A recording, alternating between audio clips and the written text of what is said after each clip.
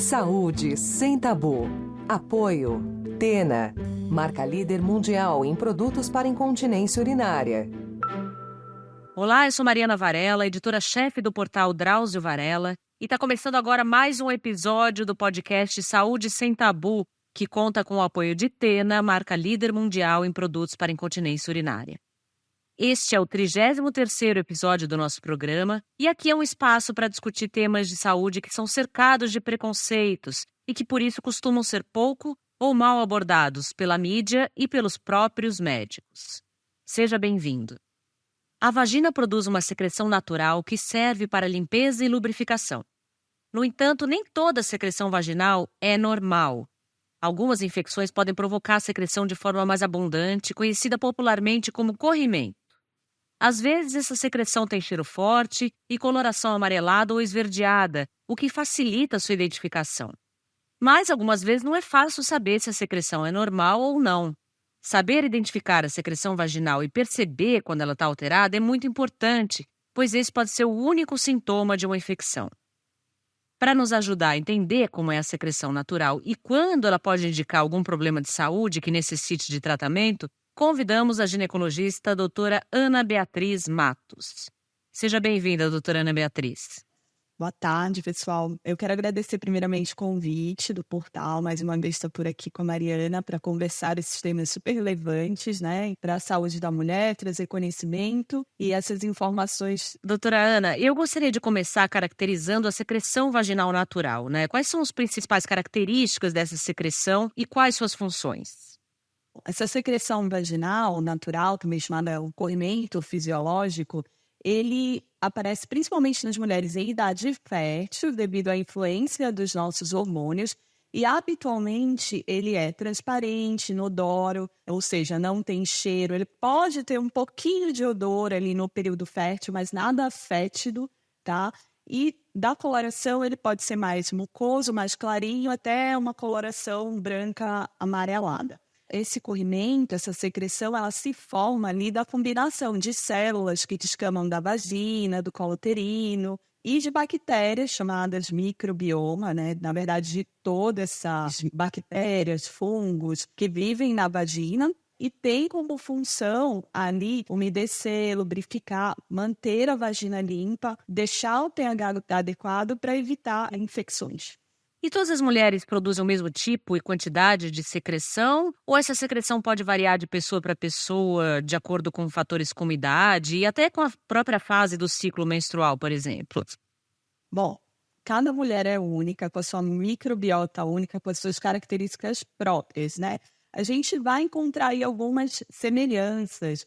E esse corrimento, essa secreção fisiológica, ela pode ter um pouquinho de variação, sim, ao longo do ciclo menstrual, né? E também nos diferentes estados reprodutivos. Ou seja, o conteúdo, uma secreção de uma mulher na idade fértil não vai ser semelhante à de uma mulher que já está ali na menopausa. Então, assim, por exemplo, durante o ciclo menstrual, a mulher pode ter alguns períodos em que ela tem uma secreção mais mucosa, mais parecida com uma clara de ovo, como no período fértil, e um período onde tem um pouquinho mais de secura vaginal, depois da ovulação. E já na menopausa, a tendência é ter o ressecamento, uma diminuição aí de volume e de conteúdo vaginal por causa da diminuição da produção hormonal.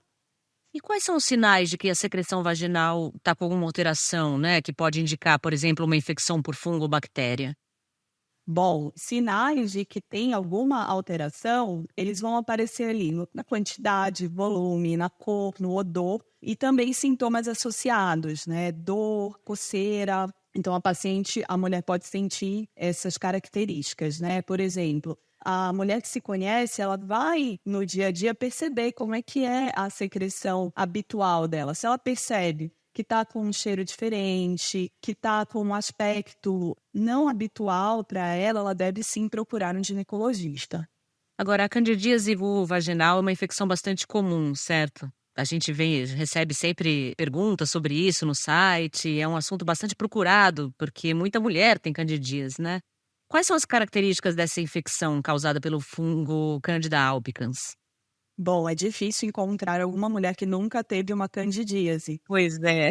né? Então, é até difícil estimar, assim, ter um número exato, mas tem alguns estudos que mostram que até 75% das mulheres terão algum episódio de candidíase ao longo da vida. Em geral, essa infecção pelo fungo, ela vai causar uma coceira, um prurido intenso. A vagina, a vulva, que é a região externa, podem ficar mais avermelhadas, um pouco de inchaço, e também a paciente pode ter dor na hora da relação sexual, algumas fissuras que são pequenos cortes na entrada da vagina e até dor para urinar. Além disso, o corrimento, que acaba sendo até característico da candidíase, é um corrimento mais esbranquiçado, grumoso, com um aspecto ali de leite talhado. É bastante comum, né, doutora? A gente vê Muito comum. muito comum. E essa coceira é bem característica, né? As mulheres relatam muito que essa coceira é muito desagradável, assim, é muito intensa. Bastante, piora bastante nos dias quentes, né? Nos climas úmidos e quentes, porque é um fungo, ele gosta de calor e umidade. Uhum. E a infecção pela bactéria Gardnerella também é comum? Queria que você falasse um pouquinho dos sintomas, das características dessa infecção. Bom, a Gardnerella, ela causa uma infecção, na verdade é mais um desequilíbrio de flora, chamado vaginose bacteriana. A gente tem na vagina um ecossistema, né, uma microbiota. A gente vive ali com um equilíbrio, né, adequado para a gente se proteger de infecções. Só que por alguns motivos, cresce alguma bactéria a mais, por exemplo, a Gardnerella, ela vai causar sintomas desagradáveis, que também são comuns. Mas parece que como a candidíase tem mais a questão da coceira, a Gardnerella talvez seja menos falada. Mas o sintoma da Gardnerella, da vaginose, bem característico, é um corrimento com um odor bem ruim, um odor semelhante a peixe podre. Isso está escrito até em livro, um odor de peixe podre. E um aumento da secreção vaginal, uma secreção mais acinzentada. E a doença vaginose, ela vai ser percebida quando o pH da vagina fica mais alcalino, mais básico. Por exemplo, após a menstruação, a paciente vai relatar para a gente que o cheiro está muito ruim ou depois da relação sexual. Porque aí tem uma alteração no pH, né? No pH, por causa da troca ali, né, da menstruação, mudando um pouquinho o pH, a relação sexual também. Aí o cheiro das aminas ali que ela produz fica mais forte. Então, é uma infecção que a paciente acaba percebendo porque ela vai ter esse incômodo de, tira a calcinha para ir no banheiro e percebe que tá com um odor fétido. Às vezes nem tem tanto corrimento, mas tem aquele odor incomodando. Doutora Ana Beatriz, durante um tempo, né, antigamente a gente ouvia, né, que tanto a candidíase como a Gardnerella eram consideradas infecções sexualmente transmissíveis. Isso mudou, certo? Não é mais assim? Mudou. Elas com certeza não são infecções sexualmente transmissíveis. Talvez até pelos conhecimentos mais novos que a gente tenha, mais informação, mais estudos, e isso mudou. Só que, às vezes, uma associação, por exemplo, na vaginose, que a paciente vai exacerbar o sintoma após a relação sexual, então vai associar. A relação está causando a vaginose. Na verdade, não. É ali aquela troca de fluidos exacerbando um sintoma. E mesmo a candidíase, se a paciente está com um sintoma ali, está começando uma candidíase, que arde, coça, machuca, e ela vai ter uma relação, acaba exacerbando o sintoma. Então, mais por essa associação. Agora, uma coisa é importante ressaltar que no caso da vaginose, quando ela está presente, diminui as nossas defesas naturais e pode sim deixar a mulher mais suscetível às ISTs. E esse mau cheiro que acontece depois da relação sexual, tanto faz se a relação é heterossexual ou homossexual, acontece entre duas mulheres também, ou tem a ver com o esperma? Tem mais a ver com o esperma, né? Na verdade, ali é a troca de fluidos. É por causa do pH que vai ficar mais básico. O nosso pH natural da vagina é um pH mais ácido. Né? Então, quando ele fica mais básico e tem a Gardnerella ali se proliferando bastante, então vai ter esse cheiro mais forte. E se essas infecções não são sexualmente transmissíveis, por que elas ocorrem?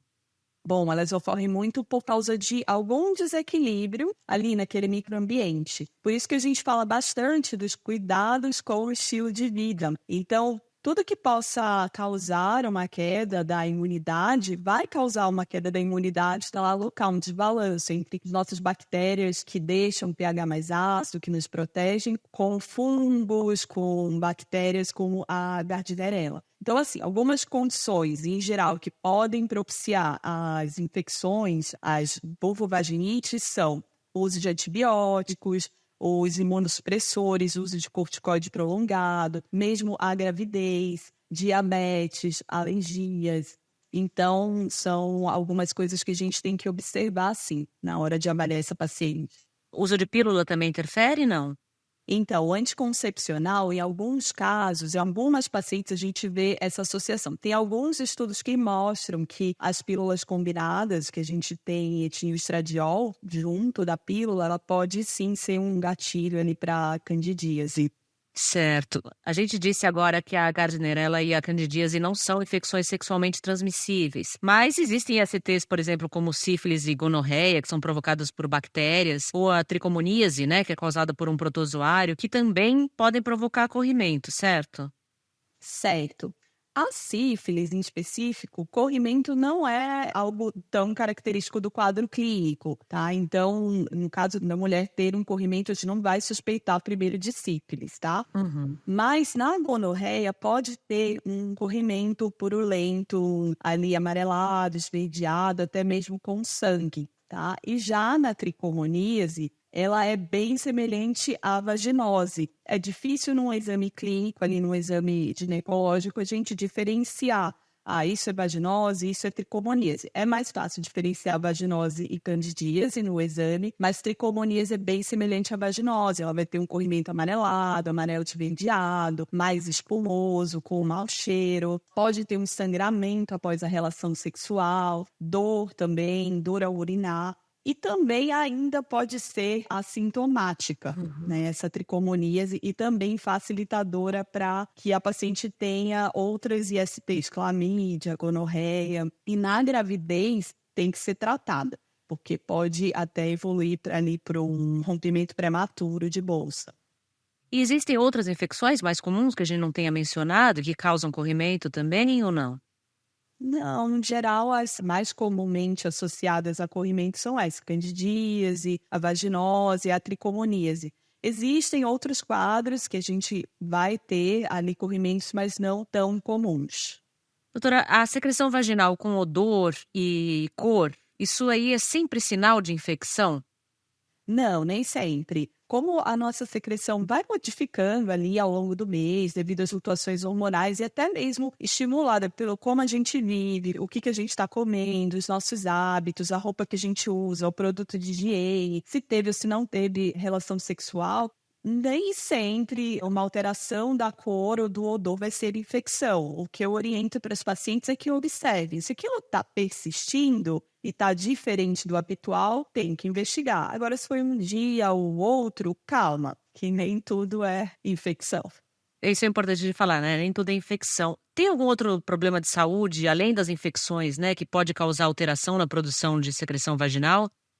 Sim, um corrimento mais atípico, às vezes com sangramento, pode até ser um sinal de câncer de colo de útero. Um corrimento com odor ruim, com sangramento, um sangramento intermitente misturado ali naquela secreção. Então, principalmente para mulheres que estão há muito tempo sem fazer a sua rotina ginecológica, sem colher um Papa Nicolau, isso pode ser um sinal de alerta. E tem algumas condições que podem resultar na diminuição da secreção, como a síndrome de Sjögren, que é uma doença autoimune que tende a ter um ressecamento de mucosas, e mesmo tratamentos quimioterápicos podem levar a um ressecamento. A gente está falando de corrimento, né, que sempre é excesso, mas também a falta também é uma alteração ali da microbiota. E você acha que as pessoas ainda têm muito tabu em relação às secreções vaginais? Porque eu ouço que muita mulher tem vergonha, né, do próprio cheiro, por exemplo, e até usa produtos para disfarçar, como sabonete íntimo, perfume. Isso é prejudicial à saúde da vagina, da vulva? Olha, Mariana, tem muito tabu, porque as mulheres não conhecem seu corpo, não entendem como é que é o funcionamento. Acho que agora que a gente tem internet, bastante informação, podcast, Instagram, todos os profissionais de saúde estão mais atuantes aqui no digital, tá chegando mais essa informação. Mas é bastante comum as mulheres terem vergonha, acharem que aquela secreção é alguma coisa errada. Eu até brinco com as pacientes, eu falo para elas, olha, calcinha não é para ser seca, calcinha tá ali pra gente poder ver nossa secreção, proteger, né, não cair na nossa roupa, mas não vai ser seca, principalmente na idade fértil. E é engraçado até que às vezes eu recebo no consultório mãe e a filha, e a mãe preocupada, a filha acabou ali de começar a menstruar e tudo, e a mãe preocupada, ai doutora, ela tem corrimento e tudo, e já começa a colocar aquilo na cabeça da criança. Né, da adolescente, no caso, né? Então, a gente tem que ir orientando, falando tudo isso para essas mulheres vencerem esse tabu, para se conhecerem, porque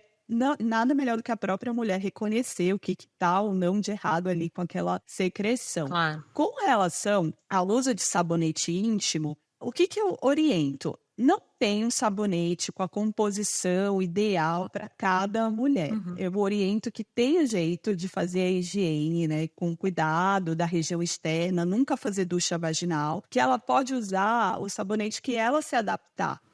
Então, pode ser um sabonete íntimo, pode ser um sabonete de glicerina, mas o que ela se adaptar. Agora, com relação ao uso de perfumes íntimos, o seu uso não é indicado. Pode levar a um desequilíbrio ali da microbiota, da vulva, da vagina e também mesmo a alergias na região. E o odor característico de cada mulher é único. A mulher tem que se conhecer, entender ali qual que é o seu cheiro, até mesmo para identificar qualquer mudança.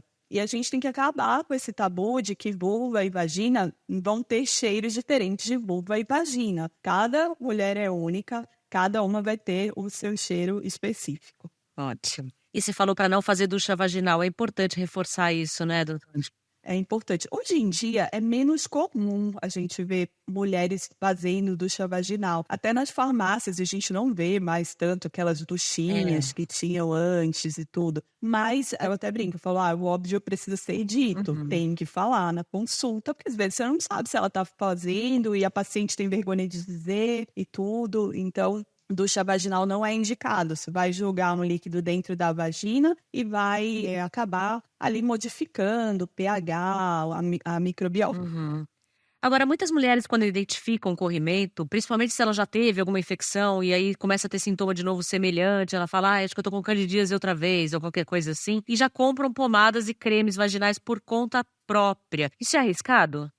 Com certeza é arriscado, porque toda automedicação é arriscada, né? E você usar, às vezes, um produto que não é o indicado para o tratamento, sem a investigação adequada, sem a avaliação adequada, às vezes diminui o sintoma por hora e depois volta a ter aquele corrimento, às vezes até pior. E o uso indiscriminado dessas medicações, elas podem levar à resistência desses micro-organismos, né? Parece que é uma coisa inofensiva usar um creme vaginal, mas no creme vaginal eu vou ter, às vezes, antibiótico, antifúngico, dentre outros componentes. Então, o ideal é que a mulher procure um atendimento médico para ser avaliada e usar ali a medicação adequada.